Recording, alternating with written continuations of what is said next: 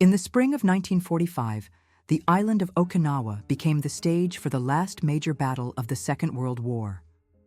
The humid Pacific air, the sharp coral reefs, and the simple farming villages stood in stark contrast to the formal uniforms and steel machines arriving from distant shores. In monochrome imagery, we picture wide archival crowd shots of families waiting near hillside caves, a close-up portrait of a fisherman's weathered face under a civilian coat, and a mid-shot of a folded memorandum lying on a metal table beside a stamped file. These black and white frames reveal the tension between official records and the human lives they affected. The official accounts often presented the assault as a necessary and urgent push to hasten an end to war. Yet subtle inconsistencies, like a changed reference number on a supply report or a stamped date that conflicts with later summaries, suggest that other calculations might have influenced decisions. This program examines those possibilities carefully, without certainty, but with open eyes. We will move from the local experiences of Okinawan civilians to the quiet halls where orders were filed and stamped, and on to the lingering echoes in present memory. Through recurring motifs of the uniform lapel, the folded memorandum, and the train platform, we will trace the connections between field and boardroom. The battle for Okinawa is more than a single event in the past. It is a set of choices, records, and memories that still shape understandings of power and sacrifice. Our first chapter begins on the island's rugged shores, where the initial shadows gathered. Chapter 1: Shadows over Island Shores. The rugged coastline of Okinawa in early 1945 carried a mood of foreboding long before the first artillery landed. In black and white frames, we can picture wide archival shots of fishing boats pulled high on wet sand, their hulls angled against a gray horizon. Villagers in plain civilian coats walk narrow paths between stone walls, their faces turned toward distant thunder. A close-up portrait of a farmer's lined face, his hands still marked by fieldwork, captures the stillness before disruption. The official narrative often described the island as a necessary stepping stone, a place that had to be taken to shorten the war. Yet in the margins of some reports, faint annotations suggest unease about civilian presence and questions over timing. A folded memorandum bearing a stamped date that does not match later summaries hints at planning adjustments that might not have been fully disclosed. These indicators do not prove hidden motives, but invite careful consideration. Mid-shots of formal uniforms gathered on a rain-slicked dock show troops boarding transport under low clouds. A clipped newspaper header pasted on a village wall declares a swift victory, as if predicting a simple path ahead. The gap between that headline and the anxious faces of mothers and children suggests a quiet complexity. Exterior transit shots of trains on mainland platforms, uniforms waiting with their rifles slung, imply coordination far removed from the fishing hamlets soon to be caught in the crossfire. The local rituals, small shrines tended at dusk, fishing nets folded after dawn catches, continued even as distant commands converged. The shoreline's jagged rocks and coral shelves become a stark symbol in monochrome, a place where decisions met human vulnerability. By observing these early shadows over the island's shores, we begin to see how small details, like a changed reference number on a transport list, might signal larger currents. The next chapter will step behind closed walls to the institutional world where these movements were documented, stamped, and sometimes quietly altered. Chapter 2: Orders behind quiet. Administrative walls, inside dim corridors far from shore, stacks of paper sit beneath cold lights on metal shelves. Clerks in plain uniforms move through narrow aisles with deliberate, practiced motions. Close-up. Portraits of tired hands show ink smudges and folded memorandum corners. Wide archival scenes capture officials walking down hallways toward conference rooms. The official record commonly frames decisions as careful, measured responses to urgent field conditions. Yet some internal notes and margin annotations suggest alternative priorities may have influenced timing. In one mid-shot of a briefing packet, a changed reference number appears to align documents across separate chains of command. In another close-up, a file stamp appears out of sequence with later summaries, hinting at revisions that were not openly reconciled. These small inconsistencies do not prove intent, but invite closer scrutiny and caution. Papers folded neatly on a table might carry both operational orders and diplomatic signals. A clipped newspaper header tucked into a binder could reflect public messaging as much as battlefield planning. Meetings shown in monochrome frames bring together men and women in formal uniforms and plain civilian coats. They sit around polished tables with agenda pages laid out in orderly columns. Conversation is implied by pen marks and circled paragraphs rather than recorded words. A train platform image, distant and grainy, suggests officials boarding for mainland consultations. An exterior transit shot of supply trucks waiting at dawn contrasts with a mid-shot of empty benches in a village far away. The juxtaposition underscores the distance between paperwork and lived consequence. Clerical labor becomes a human story in these images. Young administrators copy orders late into the night. An elderly clerk annotates a ledger with a steady hand, pausing to rest. At intervals, their faces, shown in candid portraits, reflect fatigue and resolve. These people often had limited view of the strategic frame, yet their marks shaped the documentary trail. The presence of margin notes, written in different inks, may indicate multiple reviews and competing priorities. Such notes can complicate the archive and suggest revisions driven by new political or diplomatic considerations.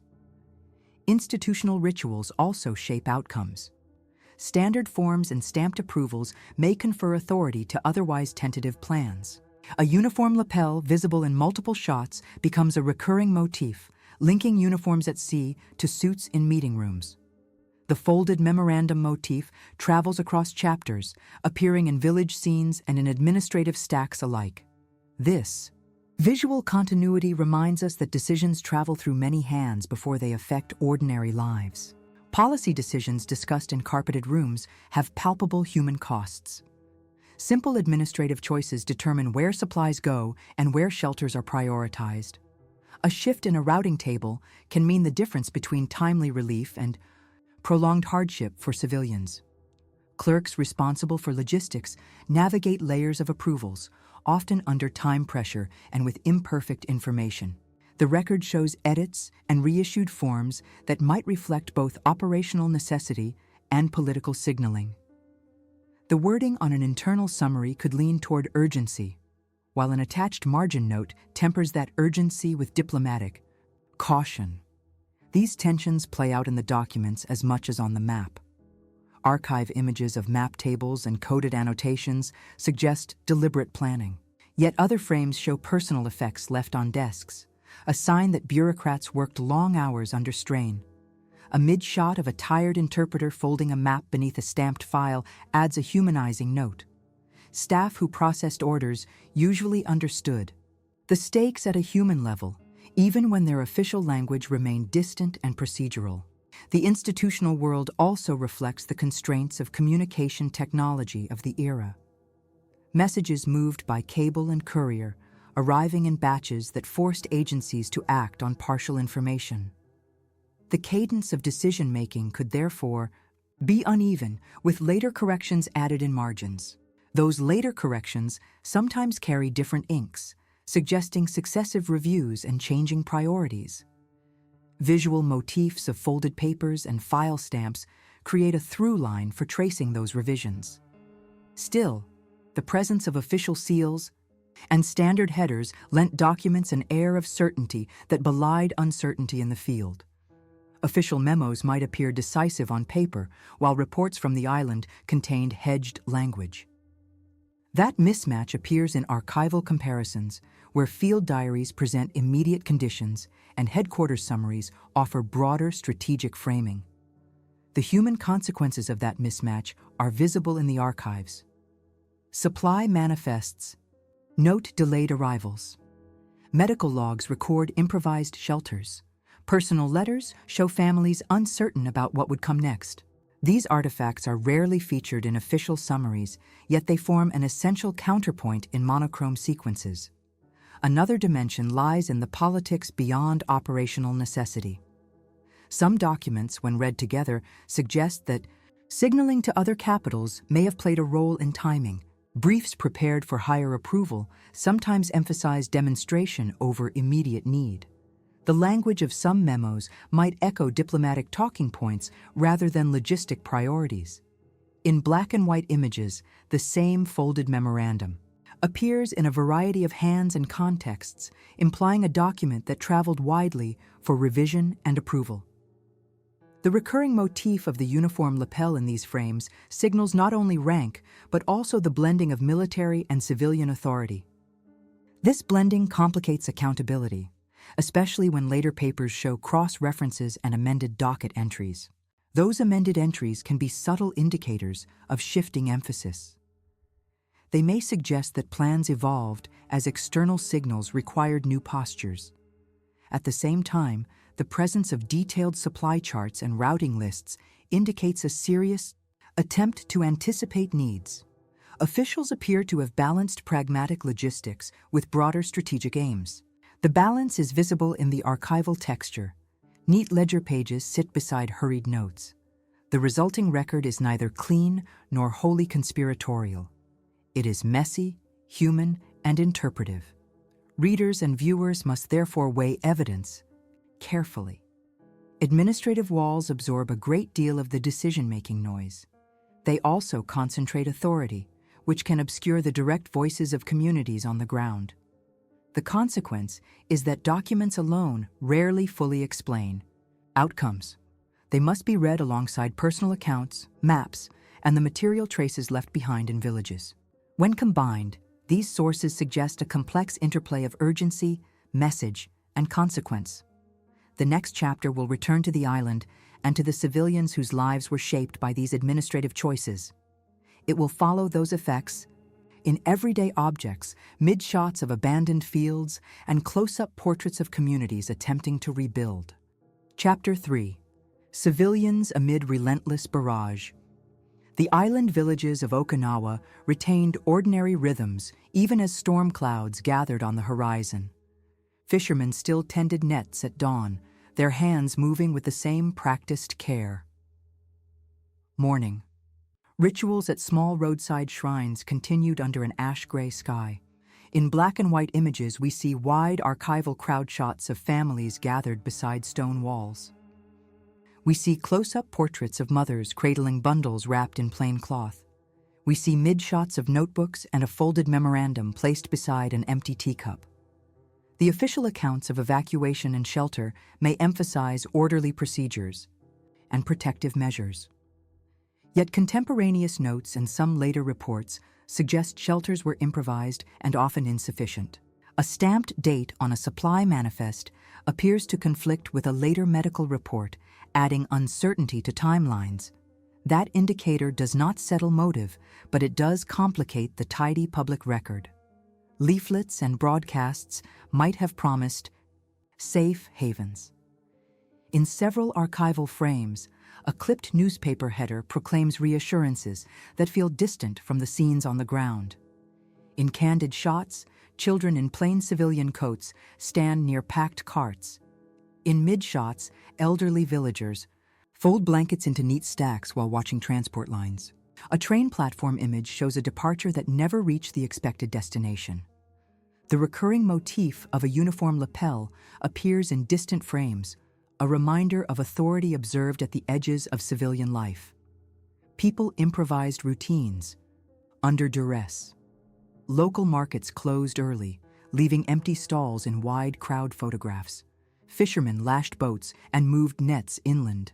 Women sewed simple flags and mended children's coats. Small rituals of daily life became acts of endurance. Personal letters, preserved in archives, describe waiting for news and wondering which route to trust. Those letters often carry margin annotations added later, indicating review and possible reinterpretation of events. Such annotations function as a second voice in the record. They suggest that what was written first could be revised under new priorities. These subtle markers shape historical reading without resolving intent.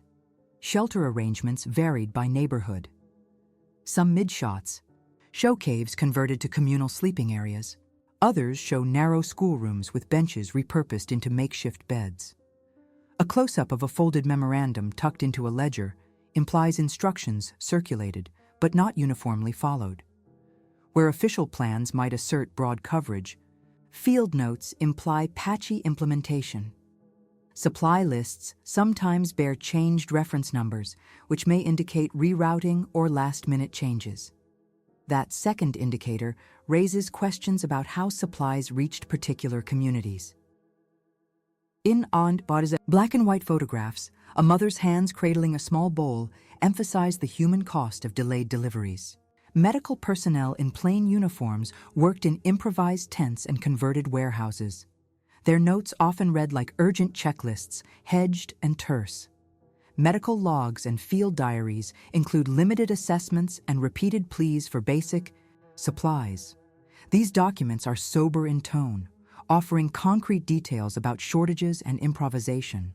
They also show human compassion, expressed through small acts of care captured in midshots. A nurse smoothing a blanket becomes an emblem of sustained effort amid scarcity. Children's routines persisted as an anchor for adults. In archival images, boys and girls gather briefly to peer at a distant coastline.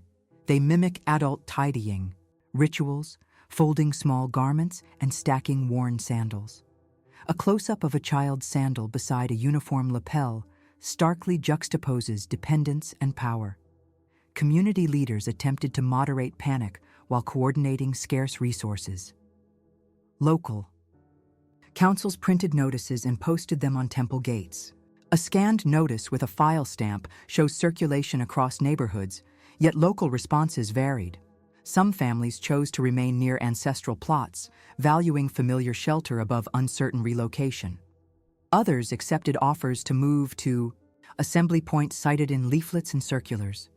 The decision to stay or leave often depended on kinship ties and the ability to carry possessions. Images of bundles carried on backs and shoulders emphasize the human calculus of what could be saved. The interplay between orders issued and decisions made by civilians illustrates complicated agency. Residents navigated incomplete information and competing assurances. In several photographs, a folded memorandum appears folded again in different hands, suggesting a document that traveled and changed as it moved. The motif of folded papers serves as a visual thread linking personal and official spheres. In the margins of some field reports, handwriting in different inks hints at subsequent reviews.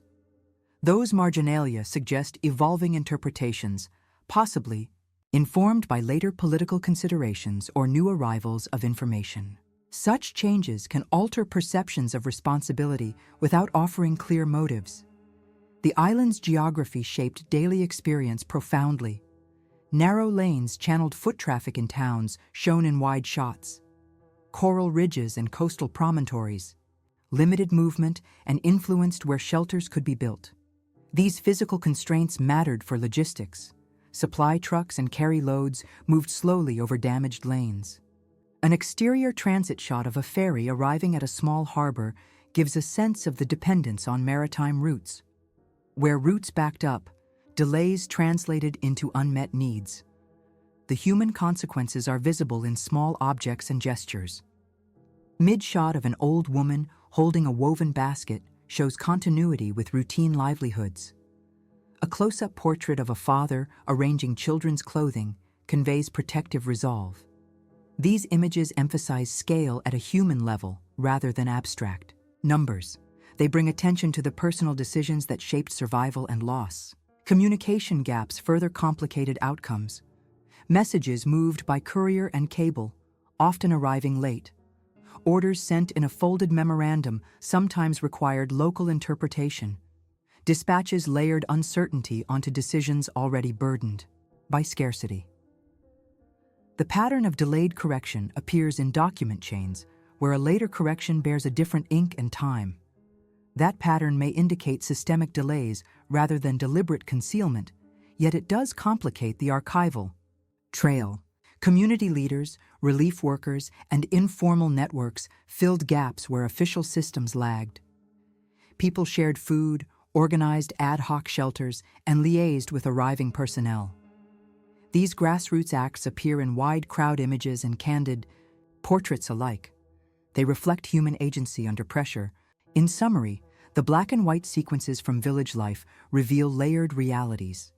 Public assurances and broadcast promises often sit alongside field notes that record improvisation and shortage. Indicators such as a stamped date that conflicts with later remarks or a changed reference number on a supply list introduce ambiguity into timelines. Those details do not negate official accounts. They simply invite further examination of how decisions translated into lived consequences. The closing frames for this chapter show a train platform at dusk and a uniform lapel receding into the crowd. They point toward administrative corridors and policy debates awaiting scrutiny. The next chapter will shift from the island's daily survival to the boardrooms and corridors where wider calculations took shape. Chapter 4. Calculations in distant strategic boardrooms. Far from the island's shores, the mood in carpeted rooms was quieter, yet heavy with consequence. Men and women in formal uniform and plain civilian coats gathered around long, polished tables. A mid-shot of agenda pages and a folded memorandum on a table suggests focus and routine. Wide archival images show patterned light through blinds, and close-up portraits capture hands tracing map lines with measured intent. Papers bore official seals and file stamps, lending the impression of finality in print. The language in minutes and briefs often frames choices as necessary steps for a broader strategic aim. Yet alternate readings might suggest that timing and posture also serve to signal strength beyond immediate operational need. In a briefing chart, a changed reference number appears to align disparate documents, hinting at revisions made under time pressure or shifting priorities. That detail alone does not resolve motive but adds complexity to the record. A file stamp shown in a different sequence from other memos suggests revisions followed after decisions were first circulated. Those markers can indicate late arriving intelligence or political considerations that altered prior plans. Meetings included representatives who carried different focuses. Some prioritized logistic feasibility and troop welfare. Others emphasized diplomatic posture and the message sent to distant capitals. Notes in margins sometimes reflect those tensions. Handwritten annotations in a briefing packet show alternative phrasing and circled paragraphs, implying debate rather than unanimous agreement. The visual motif of a uniform lapel recurs in many frames, linking field commanders to seated officials. It signals authority moving across environments, from ship decks to meeting rooms to train platforms where delegations departed for consultations. Officials appeared to balance immediate resource constraints against longer-term strategic aims. Supply charts and routing tables were discussed in precise terms. Yet the tone of certain memos leans toward demonstration, as if readiness to act mattered as much as the action itself. That balancing act had human consequences. Decisions about where to allocate supplies reached clerks and drivers whose work determined whether a village received food on time. A marginal note that rearranged distribution priorities could shift relief from one community to another. Such administrative reassignments are visible in ledger pages and routing lists. The people who executed these orders often had little view of the full strategic argument. They followed stamped instructions and checked lists under tight deadlines. Candid portraits of clerks bent over ledgers reveal fatigue and concentration. A folded memorandum passed between desks carries signs of multiple hands. Those folds and inked margins suggest that documents traveled widely for review. Each reviewer added context or caution, and those additions sometimes changed outcomes. The institutional process also carried theater. Some proposals framed operations as decisive moves meant to shape regional politics. Language in some policies appears crafted to be read by more than one audience. In monochrome images, a clipped Newspaper header rests beside an official note, a reminder that public narrative and policy often moved in tandem. At times, the push to present a coherent public story may have outpaced the capacity to deliver uniform conditions in the field. That mismatch is visible when comparing polished summaries with field reports written on different paper stocks and in hurried script. Communication lag shaped decisions. Messages routed by cable and courier introduced time gaps. When later corrections arrived, they were often appended with different inks and marginalia. The presence of sequentially dated amendments in a single file can indicate that information arrived piecemeal and that earlier lines of action were revised. Such archival traces suggest complexity rather than conspiracy. The boardroom debates also reflect the psychology of high-stakes choice. Participants referenced prior theaters, historical examples, and public expectations. The memory of broader conflict shaped risk tolerance. People who had experienced earlier campaigns weighed projected costs against strategic aims. Their notes sometimes include hedged language that signals uncertainty. Phrases that might have emphasized necessity in an initial draft later appeared, softened in margin comments. These micro-level edits show institutional caution colliding with political impetus. The calculus extended to logistics and morale. Officials considered how long supply lines could be sustained and how public opinion might react to prolonged operations. In several files, alternative routing options were lined up in columns, as if contingency was a constant companion. The deliberate, almost bureaucratic quality of these preparations contrasts with the human immediacy captured in other images. A mid-shot of a mother in a distant village balancing a small bundle reminds viewers that each abstract line on a chart corresponded to a household's survival. The institutional emphasis on demonstration had further implications in diplomatic circles. Some briefs appear designed to reassure allies or to signal resolve to rivals. The language chosen in public statements sometimes mirrored phrasing used in internal memos. That mirroring may indicate strategic alignment of message and action.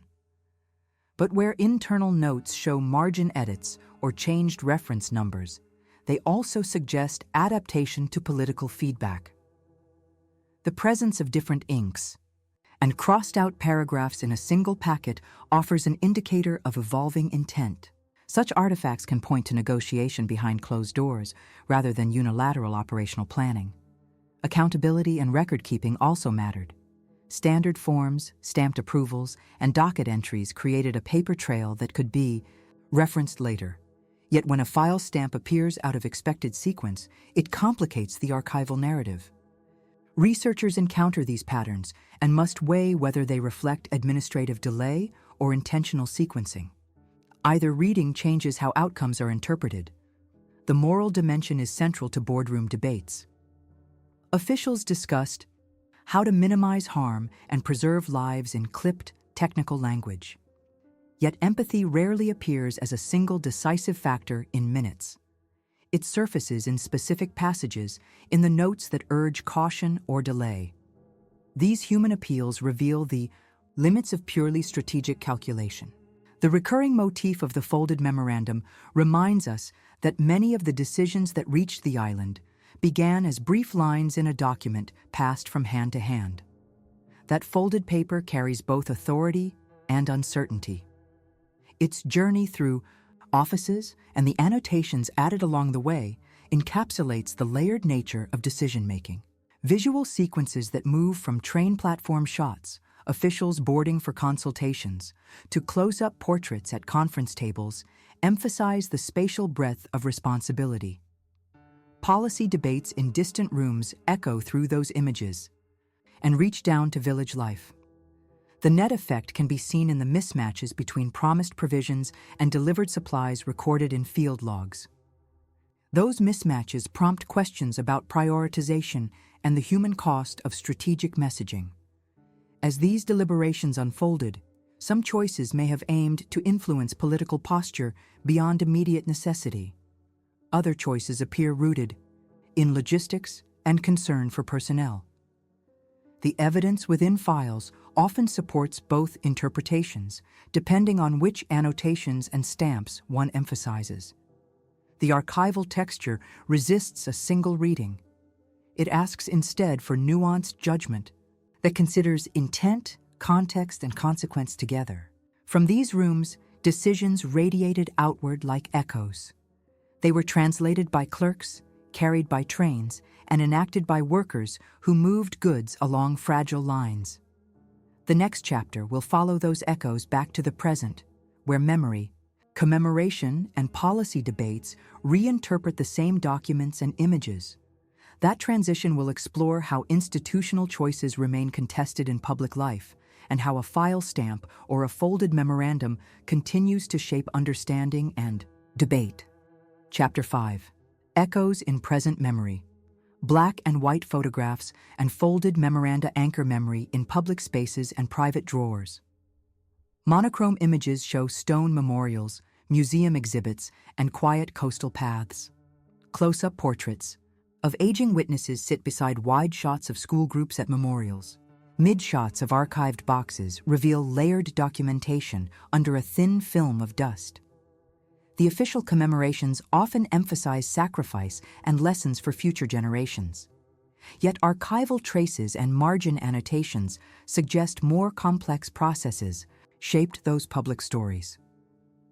A file stamp that predates a later policy note appears in several folders, and a marginal annotation on an archival summary hints at revised phrasing after wider consultation. These two indicators do not determine motive. They do, however, complicate simple narratives about closure and reconciliation. Local rituals persist in black and white frames. Families lay wreaths at dawn. Children fold paper cranes along temple walls. Veterans in plain uniform coats walk slowly between rows of markers. Teachers lead groups of students past clipped newspaper headers framed on museum walls. These rituals produce public memory in ways that often overlap with institutional commemoration. The recurring motif of the folded memorandum travels from archive rooms to exhibit cases. It appears as an object in photographs and as an idea in public statements. That folded paper sometimes carries official wording meant to shape public lessons. It also sometimes bears marginalia that soften earlier formulations. The presence of those edits suggests living memory remains contested and negotiated.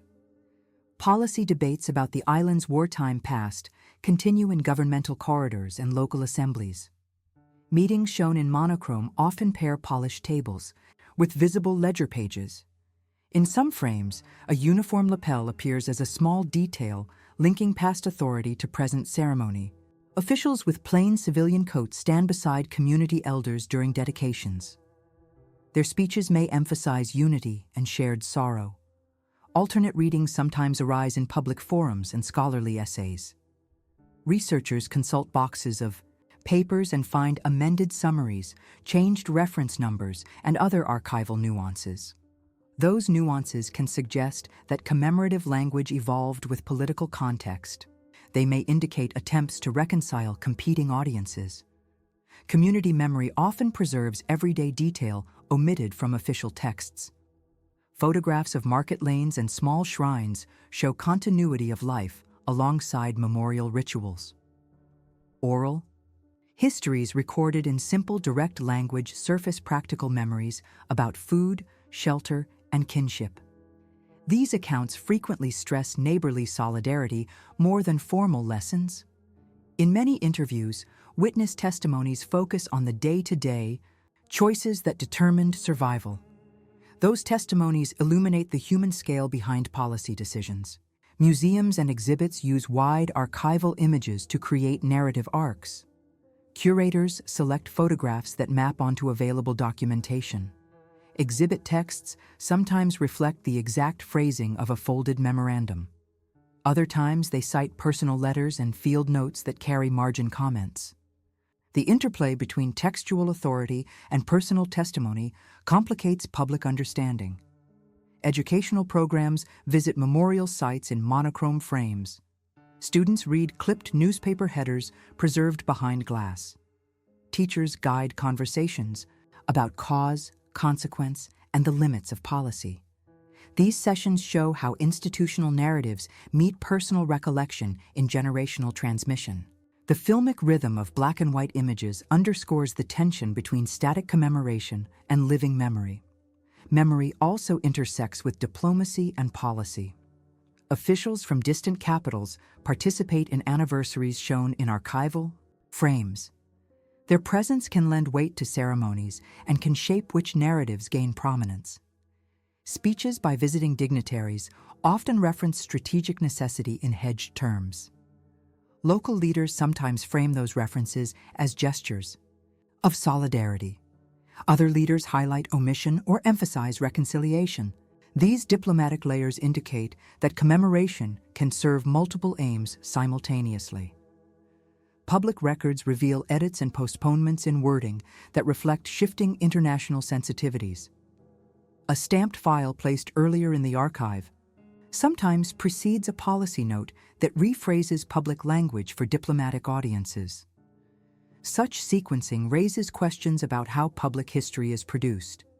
It also raises questions about who is invited into the conversation and who remains at the margins. The human consequences of those choices are visible in everyday life. Tourism to coastal sites brings economic opportunity and social strain. Market photographs in monochrome show vendors selling postcards and guides. Some locals welcome the attention and income. Others express concern about commodifying loss. School programs link historical memory to civic instruction.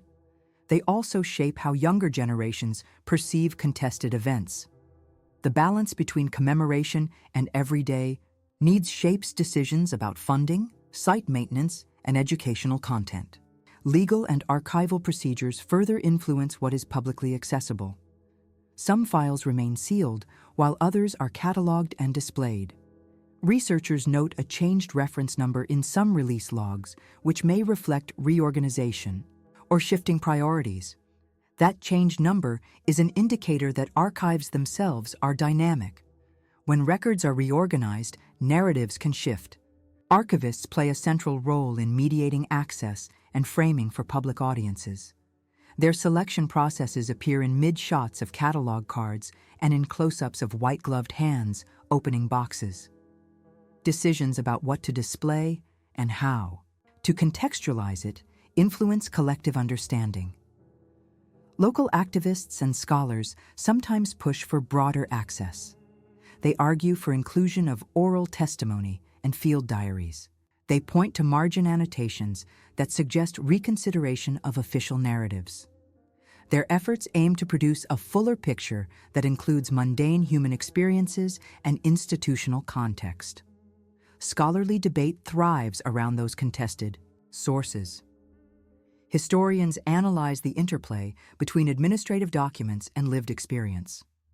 They note how a folded memorandum can travel through offices and arrive altered by new concerns. They point to file stamps that appear in unexpected places. Their published work may then influence museum exhibits and school curricula. Public discussions reflect that layered circulation of knowledge.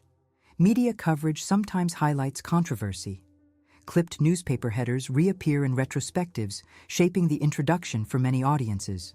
Broadcast pieces use black and white imagery to signal historical weight. They draw on official lines as well as personal testimonies. The mix of voices produces a composite public memory that is neither singular nor static. Memory work also shapes contemporary policy debates about defense, bases, and local autonomy. Officials reference historical lessons when discussing present-day security arrangements. Citizens invoke past experiences when contesting new plans.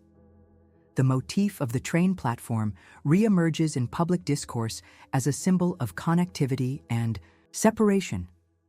Platforms appear in photography and in metaphor, representing movement between local life and wider policy centers. Those images remind audiences that historical events have ongoing policy consequences. The archival texture resists tidy closure. Folder upon folder reveals edits and additions. Exhibits and ceremonies offer selection and emphasis. Oral histories provide human scale and moral urgency.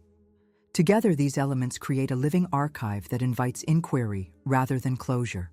The recurring motifs of the folded memorandum, the uniform lapel, and the file stamp provide visual continuity across time and place. They link the island's everyday life to administrative corridors and to global audiences. Memory in black and white images therefore remains an active field of negotiation. It shapes who speaks, what is taught, and how policy is justified. The chapter ends on a cautious note, with public rituals photographed in muted contrast and archive boxes half open. The unresolved traces in documents and the continuing work of communities to tell their stories point toward questions that remain open. The closing frames invite consideration of what responsibility looks like in public institutions and how living memory might influence policy choices yet to come. The archival trail ends, but the questions it raises continue into public life and policy. Stone markers and museum cases fixate attention, yet the margins of folders still whisper of revision. A file stamp found near a later policy note suggests adjustments made after initial wording. A folded memorandum, shown in many hands, appears to have traveled and changed with time. These artifacts do not erase lived experience. Close-up portraits of aging witnesses, candid shots of market lanes, and mid-shots of school groups show daily routines that endured through upheaval. Official accounts appear to emphasize necessity and strategic rationale. Alternate readings might suggest that timing and public posture also mattered in decisions made far from the island. Handwritten annotations and changed reference numbers in archival packets complicate any single narrative. They do not prove concealment, but they do indicate evolving judgment and shifting priorities. The uniform lapel reappears in photographs, from decks to conference rooms, linking field command to administrative authority. Train platform imagery and exterior transit shots still function as metaphors for movement between local life and distant decision centers. Memory work is ongoing in classrooms, town halls, and archival repositories. Scholars, community members, and officials negotiate which documents to foreground and which voices to amplify. Exhibits and school lessons incorporate both clipped, newspaper headers, and personal letters. That mix shapes how future generations will understand trade-offs and obligations. The human consequences remain central to this inquiry. Everyday artifacts, blankets, baskets, folded garments, tie policy choices to household survival. The archival texture resists tidy closure, urging continued scrutiny rather than settled verdicts. What responsibilities do institutions hold, now and going forward? How might living memory reshape contemporary policy choices? The next phase of inquiry must weigh evidence, honor testimony, and keep questions open.